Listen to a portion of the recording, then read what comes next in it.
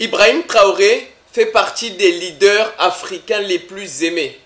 Je dirais même qu'il fait partie des leaders mondiaux les plus aimés.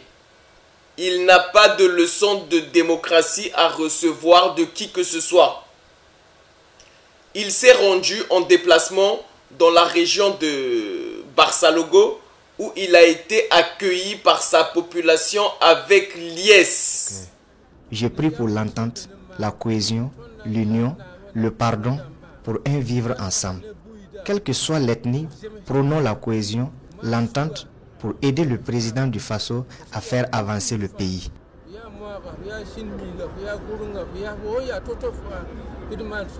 Bon, vous avez vu, non? C'est un leader très aimé par sa population. Il a profité de ce déplacement pour féliciter et encourager ses forces armées. Il les a appelés à la vigilance et il leur a promis de tout faire pour qu'ils soient convenablement équipés, qu'ils ne manquent de rien afin de remplir convenablement leur mission. Les populations y sont toujours, grâce à la ténacité des hommes qui ont su relever les défis et continuent de garder les positions intactes. Le chef de l'État leur est reconnaissant et apprécie à juste titre le travail fait pour sécuriser la zone. On est très content d'être parmi vous. On a pris le soin aussi de rouler sur l'axe pour voir de visu la situation. C'est le lieu pour moi de vous féliciter pour le travail qui est fait ici et de vous encourager surtout parce qu'il y a beaucoup de défis. L'ennemi recule certes, mais le chef suprême des forces armées nationales recommande à ses hommes la vigilance, rien que la vigilance. Il n'y a pas de possibilité qu'on se dise qu'il y a de l'accalmie et qu'on baisse les bras. Et tout le monde doit être attentif. C'est une fierté que de pouvoir servir votre patrie dans ces circonstances-là. Soyez-en fiers. Et il faut donner du sien. On ne se fatigue jamais. Ou bien?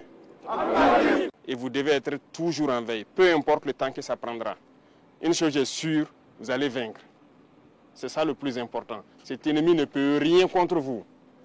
Il a beau voulu montrer à des moments précis qu'il vit encore, il est en train d'agoniser.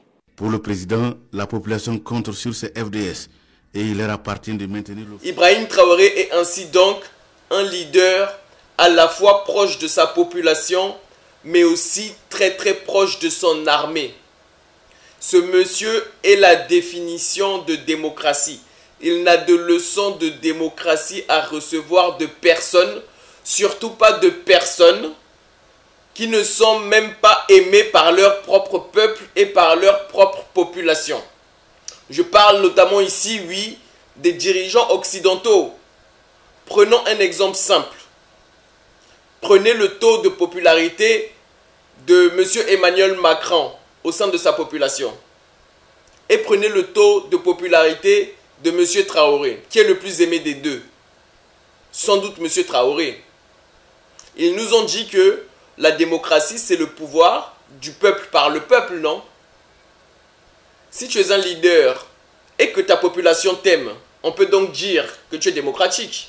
Mais si tu es un leader et que ta population ne t'aime pas, peut-on dire que tu es démocratique? Es-tu bien placé pour aller donner des leçons de démocratie aux gens?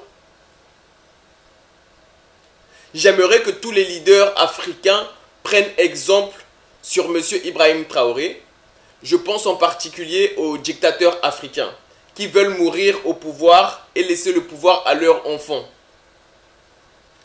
Mais que ces messieurs se rappellent de ce qui s'est passé avec M. Bachar al-Assad, qui a chuté il y a quelques jours.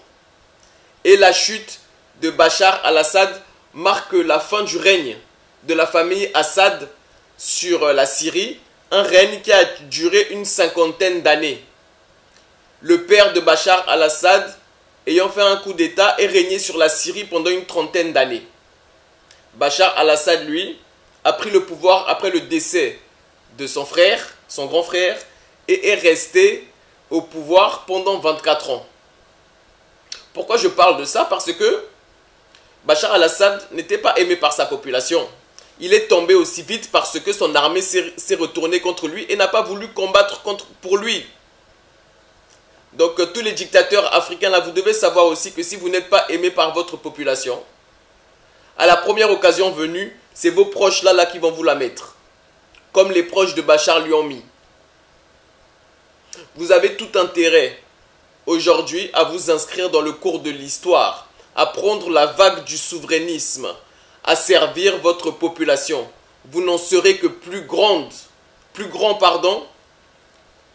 et en bénéficiant du soutien de votre population, si vous faites bien, que vous travaillez bien et que vous formez bien vos enfants, il n'y aura pas de problème pour que vous laissez vos enfants après vous continuer votre œuvre.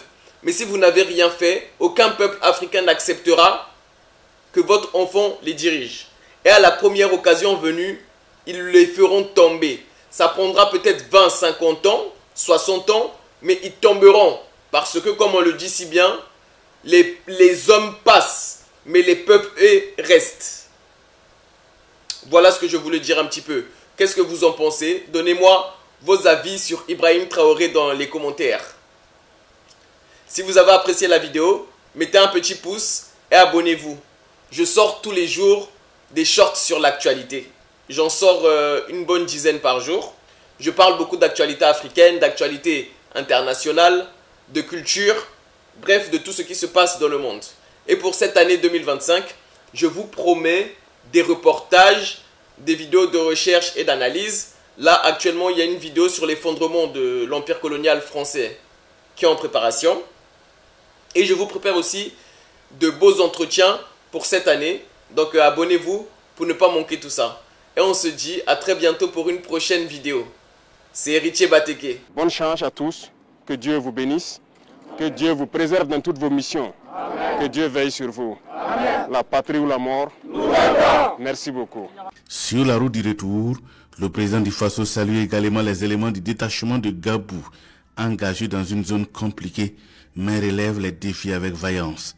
Au détachement, tout en rappelant le sacrifice consenti par le peuple pour équiper l'armée, le chef suprême des forces armées nationales réitère son engagement à améliorer les conditions de vie et de travail des combattants.